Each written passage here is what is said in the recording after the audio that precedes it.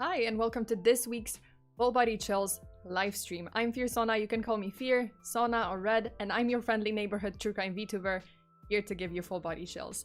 And I can see a few new people. Wait, Bubbles just got notification for this stream when they were in the middle of watching my video. But hey, excellent. I'm glad that you made it. I'm glad that you're here and you can, you can enjoy this stream. And then I can see that Legendary Lamaz never made it to one of these. Hey everyone, hi, hey, I'm glad that you caught one. Well, this week I have another 3 scary stories for you. Scary stories found on the internet or sent in by you guys. And it's gonna get what can I say? I don't want to give it away because I have to say I'm excited for those stories. Also, my throat is going seagull. Let me just have a sip of water and then we can start. And I can see Carnivac. Is it Carnivac? I'm sorry if I mispronounced it, but hi, I'm okay. I'm doing pretty well. Well, I mean, could be better. My grandma just tested positive for COVID, but luckily she doesn't have like that many symptoms. She only has a headache, it seems, and she is much better today. She was tested, I think, yesterday or the day before. So she's doing much better now, so no worries. I mean, I'm checking in with her, every day to just see if she's okay. And obviously stresses me out a little bit because I'm very far away. Like, she's back, her and my grandpa are back in Poland, and I'm here in Taiwan, so it's it's a little stressful, but it's okay. They're doing well. And hi Thomas. Wait, okay, let me say hi to the chat. Who do I see? Demon Taker, Rai is here. Nice, awesome. Hi Kaibi. Got back from work. Tired? I mean, I can assume you're tired, so please get some rest and hear some scary stories. Definitely gonna relax you. Dale is here, and Akuma, Thomas, who else? DJ is here. Pancho Villa, nice, okay, excellent. The Cupcake Medjay, oh, okay. I can see some regulars. Who else? Wait, I am going to see if listening to you can help me sleep. Hey, I mean, maybe listening to my voice. I'm not sure about the content because it's pretty scary. And oh my god, I finally caught a Sona live stream. Nice. Hey, welcome. I hope that you enjoy. I'm glad that some of you guys finally caught my stream live. I usually, maybe it's because of the time zones. The time difference. Some of you, maybe I'm streaming too early or too late for you guys. So I apologize. I mean, time zones are a bitch. I'm trying my best to like stream maybe at the best time when like the most, like a lot of people are online. And Lucky Hearth says, hope she recovers soon. Ah, thank you so much. I think she's much better now, and as I said, like, I'm checking in with her. She's doing well, so she got vaccinated. It seems like it's going okay. KB. Oh, KB. Okay. As in maybe. Okay, gotcha. Yep, you said it right. I hope she gets better. Oh, thank you, Carnivac. And Desert Lightning, hi! Hi, thank you so much for joining today. Thank you, everyone, for joining this stream today, and I hope we will have some fun. Tyrant, sleep too much after yesterday, so yeah. Okay, Tyrant, please do get enough rest. Cupcake says, that just means it's your birthday every day, right? Who? Wait, what? Wait, whose birthday? DJ's birthday was yesterday, right? Oh yeah, okay. So it's birthday every day because you got another stream. Yeah. Oh, Windstorm is here. Hi, it's been a while. I'm here, but I'm usually lurking. Okay, awesome. No worries. Hey, lurking is fine. If you want to send in a message, that's obviously great. But hey, lurking is fine. If you listen, what I aspire to, like, what I aspire my channel to be is kind of like this background noise, you know? If you can listen to my video like a podcast, and you can listen to them while working, while doing homework, and it's interesting, and, you know, like you're listening to an interesting story and you're, you know, invested. But then at the same time, you can go about your day and it's just entertaining and it just helps you kill time. Then hey, this is my aspiration. That's what I want this channel to be. Man. Excuse me. Okay. Who else? But you can call me Karn for short. Oh, okay. Karn. Gotcha. Noted. Here, beat the save. Then lost the save number 2. Hey, listen. I didn't lose the save. Okay, yeah, I kind of lost the save number 2. Kind of, because I was... Okay, that was an accident. That was yesterday's stream. That was an accident. I was just trying to shoot the zombies, but then I pushed the wrong button, and then it just took me to the save, and I'm like, what the fuck is happening? No! I'm not trying to open this. Oh, and hi Rose. Hi wifey. Okay, you guys, if you can, check out Rose's channel on Twitch, Rose Tsubaki VT. She's my wifey. She's well, my VTuber wifey. Not IRL, but my VTuber wifey, and she's awesome. She does some cool streams of Kingdom Hearts, and now this month she's got a charity event going on, so if you're interested in helping puppers, helping doggos, just head over to her channel, and you know, you can get all the information there. Damn, I feel like my voice cracked.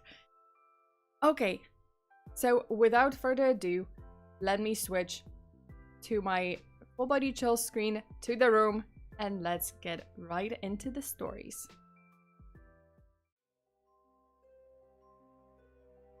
Okay, so as I said, we do have 3 scary stories, and the first one is pretty long, so make yourself comfortable, turn off the lights, and listen. It had been the 5 of us circled around the table. 5 of us. A few too many bottles of hard liquor, and a 6-round cylinder called Python. I had sat closest to the large glass door. The chill from the lake below surged across the pure white snow, billowing over the small cabin, icy tendrils grasping at the back of my neck. Ryan was to my left. His parents owned the cabin. Then there was Diego. He drove us all up there. Next in the circle was Justin. He owned the revolver. Back around to my right was Sam, my best friend. He proposed this game. Russian roulette. There are 6 chambers. 1 bullet. It's wild, but we'll be fine, Sam argued. We put 1 bullet in 1 chamber, spun the cylinder, put the gun to our head, click. Pass it on. We were drunk. Click. Pass it on. We were stupid. Click. Pass it on. So incredibly stupid. It went off. I shudder, just thinking about that day. But it was nothing compared to when we all met there again. Sam and I were the first ones to arrive for the quote-unquote reunion. We walked through the living room in silence, taking in the space with something between reverie and dread. It felt somehow like decades and no time at all had passed. Sam broke the silence. It's dusty. It was dusty the last time, I responded. Yeah, I know, said. I remember pitching to the gang we'd do a deep clean the last day. He managed to laugh. Right, I remembered. Diego pitched a fit. Sam hollered out, like Diego had. I didn't do all this driving to clean up a rich fucker's lake house. We both laughed now. Maybe it was impolite, but it was necessary. Sam wandered off to the garage, while I got myself a glass of water from the kitchen, and I missed having him there the second he was gone. The silence was deafening, with only the ticking of the clock on the wall bouncing against the fine wood space. I sipped from my cold glass while I watched the hands on the clock drudge in the circle. From the 12 to the 3 to the 6 to the 9. From Ryan, around to Justin, around to Sam, from one empty chamber to another, to Justin walked into the room, rubbing his hands together from the cold. Ethan, hey. He held a hand out towards me, then shuffled in for a hug instead. You're trying to steal my warmth, aren't you? I joked as I squeezed him. How are you holding up? Amazing, aren't we all? He sighed and let go from the hug. As he took out a flask, he continued. I don't know, man. I don't know why we're still here. Why we are back, I mean. It's just gonna... He took a swig. It's just gonna hurt, not having him with us. I nodded quietly. We have to try and move on, I guess. The flask hit the floor with a clatter. I stared at him in confusion and saw his face had completely paled. He was staring out towards the living room, where Diego stood. Diego raised an eyebrow. Why the fuck are you looking at me like that? The counter groaned against Justin's weight as he reeled back. He pointed at Diego with a shaking finger. No. No, you... Sam re-entered from the garage with Ryan, and they both stopped, as if they hit a brick wall. 5. The 5 of us had arrived. We erupted into chaos. Exclamations of confusion, horror, amazement, anger overlapping one another. You're fucking dead! I saw you! Diego yelled at Ryan. Sam only leaned on the doorframe, looking up and down Justin. What's happening? My voice came out as barely a whisper. The gun had rung out. I remember that sound, so loud, and the panic, and then... You're okay. Sam walked over to Justin and laid his hand on his arm, his chest, his face. Holy shit, you're actually okay. I could hear the tears in his voice. But the gun had gone off. It echoed. Someone had pulled the trigger and blasted open their skull. And yet, here we all stood. A glint of light caught my eye.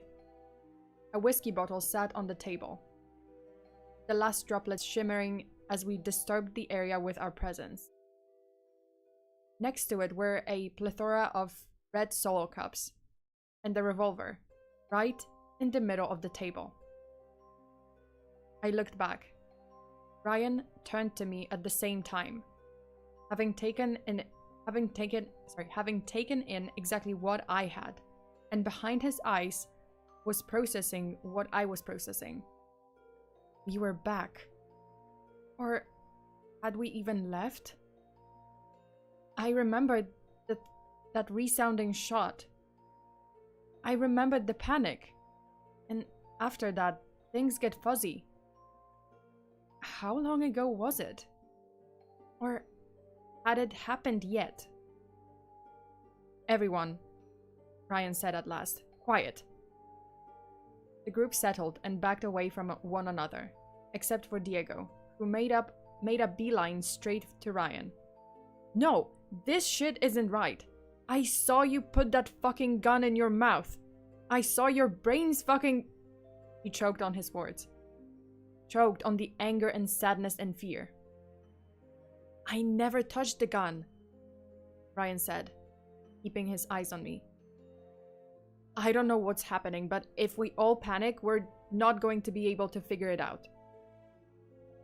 This isn't a goddamn math problem, Diego yelled. Justin, Ryan started, ignoring Diego. Who was holding the gun when it went off? Justin's eyes remained lost, his pallor growing worse by the second. It was... I saw Diego. That's all he could get out before he slipped off the counter. Sam barely caught his head before it cracked against the floor. Ryan continued. Sam? Someone get Justin some water, Sam pleaded. Who got shot, Sam? Asked Ryan, not without severity, but definitely without the compassion one would use when asking about a close friend's death.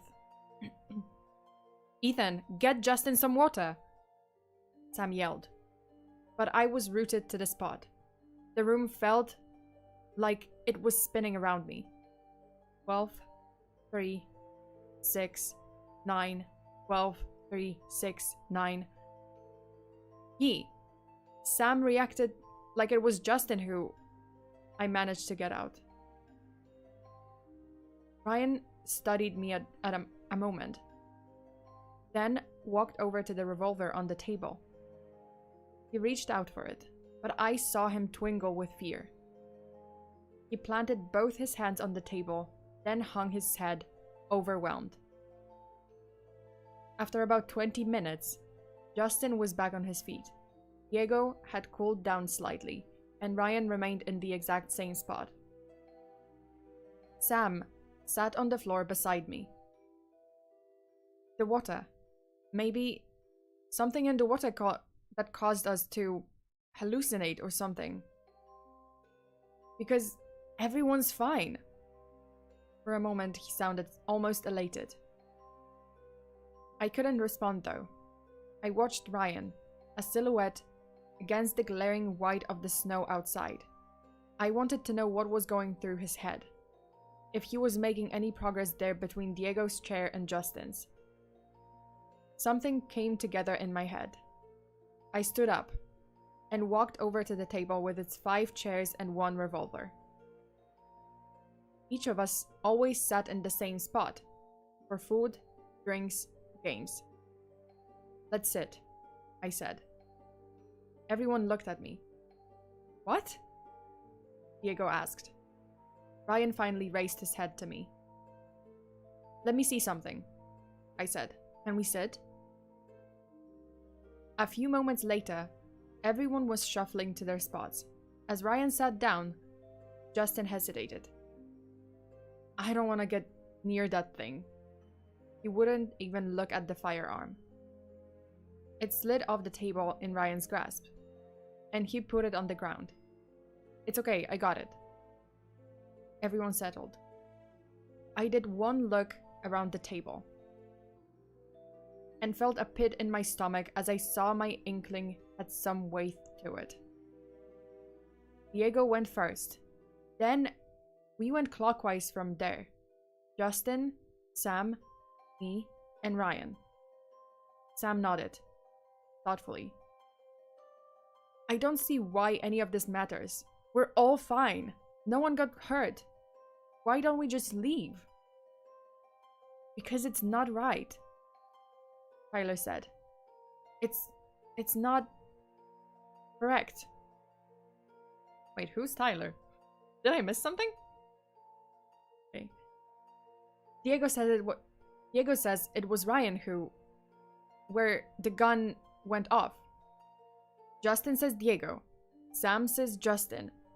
It's the one right before each person. I looked to Tyler. For you, it was me? He nodded, his eyes shifting between each of mine, searching. This is fucked up. Is one of us supposed to be dead? Diego asked. I don't want to be here. I don't want to... Justin muttered to himself, somewhere in his head. No one has to die, Sam begged. We just leave. We can go home. Does anyone remember calling an ambulance? I asked.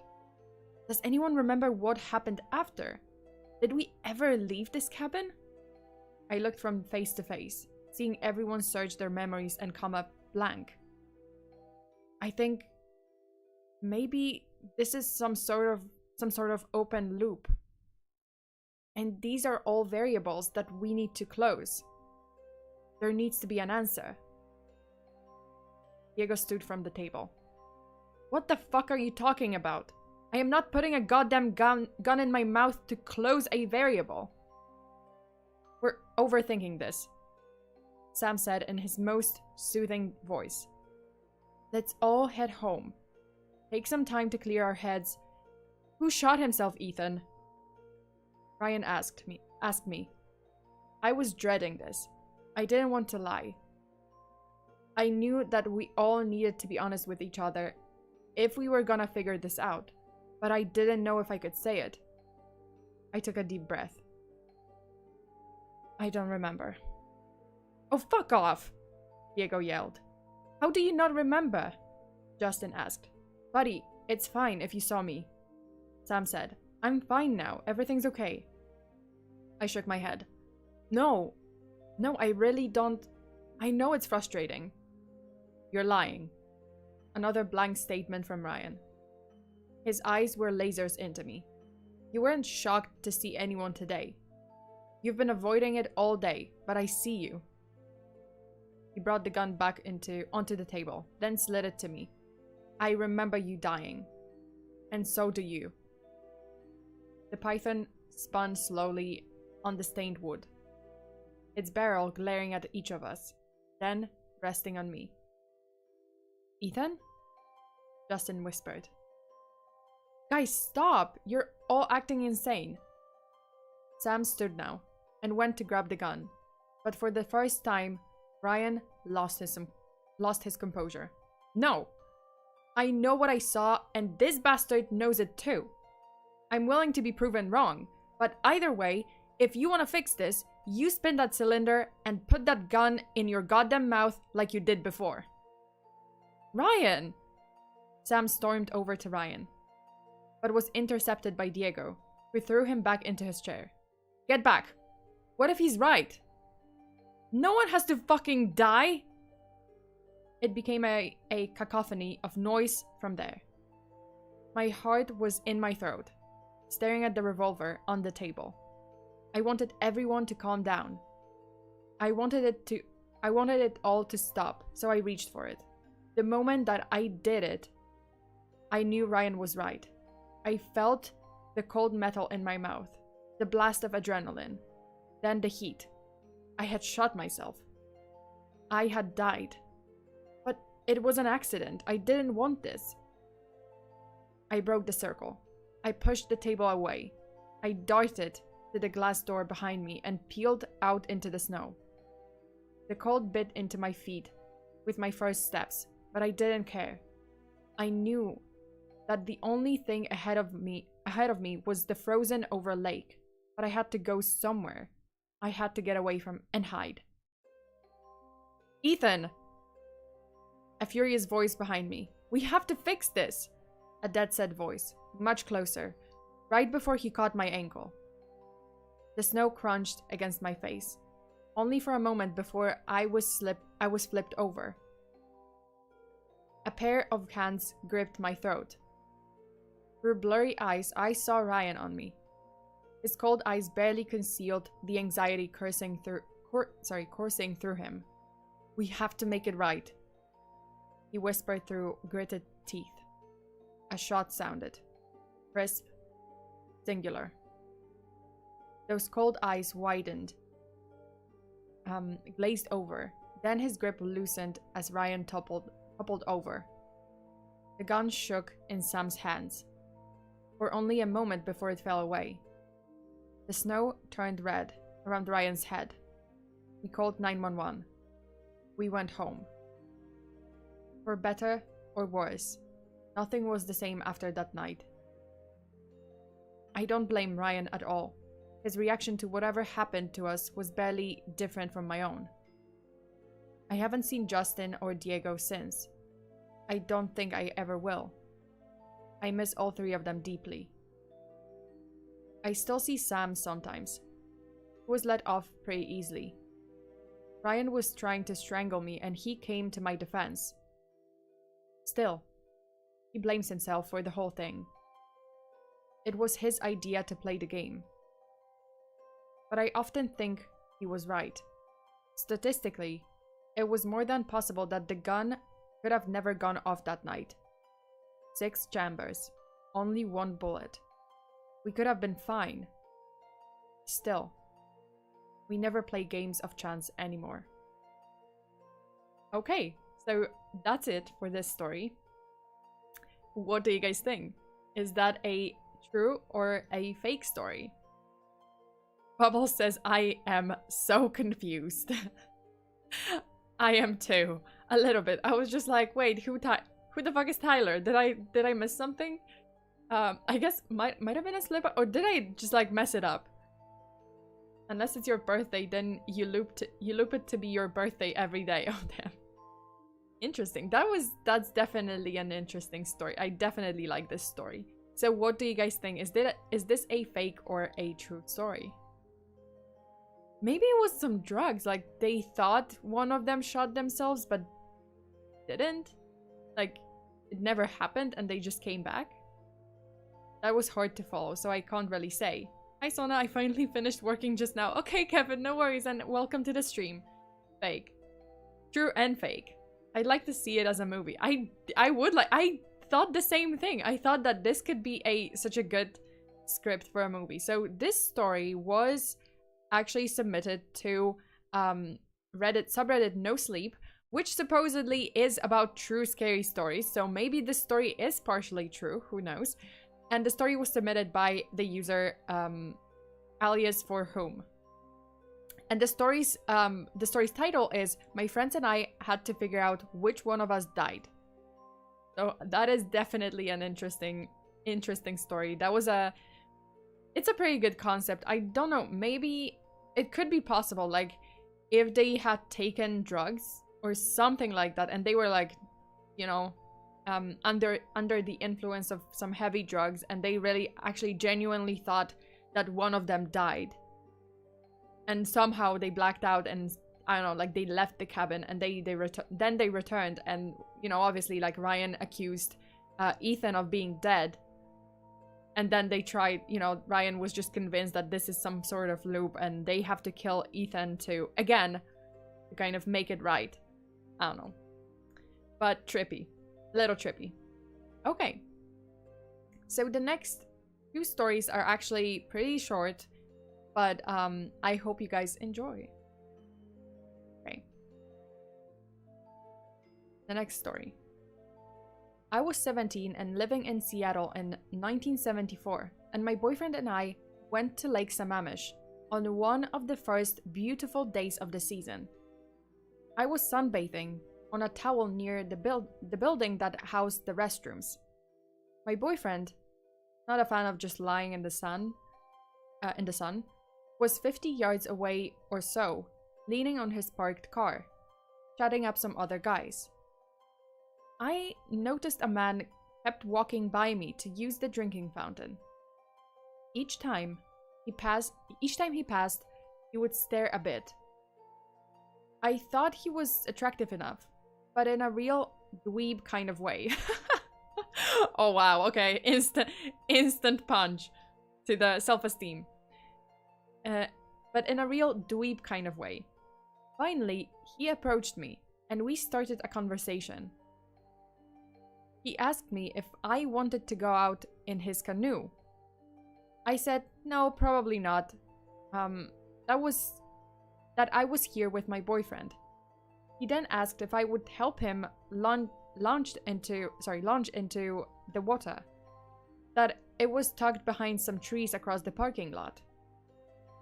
I said that I was completely not strong enough to help him with the canoe, but that my boyfriend could surely lend a hand. I got up and started walking towards where my boyfriend was leaning against the car. The man followed me. At just about the same time, he said, No, you can do it. I called out to my boyfriend and said, Hey, this guy wants some help with his canoe. My boyfriend immediately felt the chill, and he told the guy in the rudest way I had ever heard him speak to anyone, which he has said had to do with his primal revulsion to the guy, to get the hell away from her and from us. The guy said directly to me, and this is iciest piece that stays with me the most. This is your lucky day. Of course, I didn't understand that for a long time. That day, Ted Bundy murdered 2 women that he picked up at the lake. 2. Both resembled me in stature, the way they wore their hair, etc. So, what do you think? Is this a true or a fake story? Okay, you can guess now. This was a short story, but what do you think? Is this a true or a fake story? Gilberto says, we get it, lady. You have a boyfriend. Damn. Weeb. Akuma's like, oh, what the? Yeah, that was a short story, but hey, true. True, I think. True final answer. It's believable. It is a true story, and it is a story submitted by Lisa Perry to Quora. And this was from the thread, Have You Ever Met a Serial Killer? So Lisa met Ted Bundy. Man. But I remember this because Ted Bundy, yes, like, obviously, a lot of people know that, I mean, it is known that he was hunting kind of, he was picking up girls at Lake Sammamish. Like, a few of them, he abducted them from Lake Sammamish. And also, a lot of people know that, or it is known that, he would be, like, his act would be to have, like, an arm sling and then pretend that he needs help with his canoe. And that's how he would, like, talk to girls. Like, hey, you know, my canoe is right over there, or can you help me? And, yeah, and they would go with him. Some of them would go with him. And obviously, like, he didn't have a canoe. His hand, like, his arm was fine. And he would then abduct the girls. He would have his Volkswagen Beetle parked nearby, and then he would, like, mind you, I didn't know that, but the door in his Volkswagen Beetle on the passenger side was altered. So basically, if he pushed you into the car and he's shut the door closed, it was kind of like I guess like the police car. Like, you couldn't open it unless you opened it from the outside, or at least at some point. That's what I heard, but I would have to confirm it. Okay. Did you say you met a celebrity if you met a famous killer? No, that's not a celebrity. That's a killer. That's an infamous person. That's not a no. He's a cannibal like Lecter in Silence of the Lambs, or he just kills. Sorry, I just got done watching Silence of the Lambs a few days ago. No, Ted Bundy was just killing. Like, I think he was sexually assaulting women, and then he was, you know, obviously he would kill them. Okay. And next one. Okay, the next one. Let me just hide this. True psychopath. He was. That he was. Okay. So let's go on to the next story. My mom and I were driving up the California coast from Los Angeles to Sacramento. The date was September 26th. 1969. We wanted to take our time and enjoy a scenic route. Mom had packed us lunch, and we decided to stop at a place called Lake Berryessa. I guess Berryessa. The lake is fairly close to Napa, in between San Francisco and Sacramento. We had our dog with us. We wanted to walk her a bit and find a place to eat lunch. My mom spotted a parking lot and turned into it. The area was desolate and very quiet. There was one car in the parking lot. It was an off-white sedan. My mother noticed that there were clothes on hangers hanging from the little hooks behind the windows in the back seat of the car. She commented that because of the clothing, it looks like someone was traveling. She didn't say anything more, but I sensed that she was a bit wary about being in such a lonely place and seeing one car in the parking lot, but not a soul around. Mom and I began walking with our dog on her leash. Began walking with our dog on her leash and looking for a spot to sit down and eat lunch. We saw a few picnic tables in the short distance. The lake was to our left as we walked towards the picnic tables. But before we sat down at one of the tables, we wanted to let our dog walk a bit more. So we turned in a somewhat wide circle. The lake and the narrow beach along the lake was along the lake was now to our right. There were tall brown weeds in front of us, but off to the right. As we were walking along, we heard a voice that came from the tall weeds. The voice, clearly a male voice and somewhat gruff, called, "Hey, psst, psst, hey you, come here." And he repeated again, "Psst, come here." As I'm writing this and remembering the freeze frame here of that moment, I have chills. My mother yelled, "Run!" and grabbed the dog in her arms. We ran back to our Volkswagen Bug. Hey, Volkswagen Beetle. Jumped in, locked it. What is it with people in Volkswagen Beetles? Okay, we ran back to our Volkswagen Bug, jumped in, locked the doors, and got out of there faster than fast. What is faster than fast? I guess lightning speed. On September 28th, 1969, the TV and the newspapers were full of news about a hideous attack at Lake Berryessa.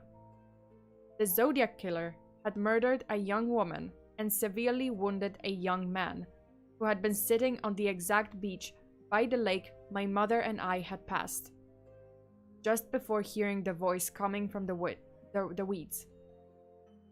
My mother heard the news and said, "Yep, it was him." Okay. So, what do you think?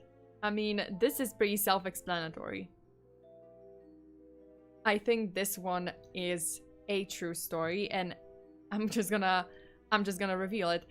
It is a true story, and it was submitted by Beth Romo on Quora, or Romo. So it was the same. I kind of thought that I would like to tell those two stories, and it's from the same thread. So, have you ever met a serial killer? And those were true. I mean, supposedly, you know, obviously I can't confirm it, but those were true stories about how those two people met, Ted Bundy and the Zodiac. And it's just like, it's crazy because those were just so close. Like, those two serial killers, they were so close, you know, like so close in time. The Zodiac was like 60s to 70s, and then Ted Bundy 70s. So yeah, this is a pretty scary story. Whenever I read, because I remembered the story about Ted Bundy, that same exact story that I read today, and I have to say, like, I had to go back to it. I was just like, this is the story that gives me chills. I kind of want to read it on stream. What is happening with my snow? Why? Okay, I need, what do I need? Okay, never mind. I don't know why it's freezing, but freezing. Okay, so this is the story. But those are all of the stories. Let me switch back to the chat room and we can chat a little bit more. Dale says, plot twist, wasn't actually the Zodiac killer, but a guy trying to ask for directions. Or, plot twist, wasn't actually the Zodiac killer, it was the guy who forgot to bring, like, I don't know, someone stole his clothes. Like, he went for a dip in the lake, naked, like skinny dipping, and then someone stole his clothes. And he was just like, come on, man! I need some help here, I'm naked! And it's cold as fuck. Help me out, throw me a pair of boxers or something. Snowing in the office, that's cool. I know, right? I don't know why the snow is like... Okay, here, I have the particles here, but they are freezing for some reason. And I'm not sure. Okay. Oh, did I remove something? Huh. Okay. So these were the stories. I hope you guys liked it. It's gonna be a short stream. I wasn't planning to go on for long. These stories are usually shorter. Obviously shorter than my true crime stories or the true crime cases that I cover. I just wanted to make a few announcements. Again, you have only 2 days left for the Patreon limited time offer. If you join Patreon right now before March 31st, well, I mean, no, it's like yeah, that's 2 days. So tomorrow is the last day. If you join before March 31st, you will get the Fearverse welcome package, which is basically a letter and sticker, depending on the tier. If it's $5 tier, it's gonna be letter and the sticker. Oh, this sticker. And the letter is typewritten and then signed by me. It's a secret invitation to our secret club. Hey. And if it's a higher tier, you're gonna get the sticker and then the Polaroid as well. So it's gonna be letter, sticker, and the Polaroid. And obviously all of the perks that come with the tier. So weekly bonus true crime stream, access to the whole library of streams, which by now is like reaching 20 cases that I covered on Patreon, including Ken Rex McElroy, including the Hinterkaifeck murders. What else? Jack the Ripper. I recently covered Jack the Ripper murders. Why is this? I don't know. It's kind of acting weird. Yeah, so I covered quite a few famous cases on Patreon, and those are never gonna be available on YouTube. So I think it's a sweet deal. I think it's worth it, and we hang out a little bit more because I stream a couple of times a week on YouTube, but then additionally I stream on Patreon. Tomorrow's stream is actually Don't Starve Together stream, and I'm gonna play this game with my patrons. So patrons can, join my game, join the stream. And possibly, if there's not that many people, if there's like up to 10 people, I'm gonna do a voice chat. So obviously, we're gonna get on the call on Discord and we will play the game together. That's gonna be interesting. They will probably gang up on me and yeah, just make the beefalo stomp over me. Okay, Dorothy. Honestly, there's probably a lot more people than we realize that might have narrowly avoided meeting a serial killer, and maybe just as many that don't even know it. Absolutely, I agree. I'm kind of thinking, I'm wondering, like, sometimes I wonder, have I ever come across a serial killer and I had no idea? Like, seriously, that thought crosses my mind every now and then. But yeah, that's pretty scary, like, considering how many psychopaths are there, and I'm pretty sure there's a lot of disturbed people out there, or a lot of dangerous people out there that, obviously, like, some, murders are solved years and years, decades after, they've been committed. So, hey, some of us might have come across a true psychopath in their lives. I hope not, but it's possible. Let's face it, it's possible. Okay, so that is it for today. Again, thank you so much to all of you for joining today's stream, for joining my streams every day, and for supporting this channel. And you can, even if you can't join Patreon, because obviously that's not an obligation. If you're not in the financial position to do so, please do not. I really appreciate your support. I really appreciate you watching the streams anyway. And you can support this channel by, taking that little small 1 second to like the video, because that pushes the, helps the algorithm to push my channel, as well as you can share the videos elsewhere on your social media with your friends. that's already a great help, so thank you so much. Okay, but that's it for today. Stay safe out there. Always lock your doors and windows. Do not go to lakes. Don't go to lakes, and hide your axes. Until the next time, farewell, fearlings. Bye.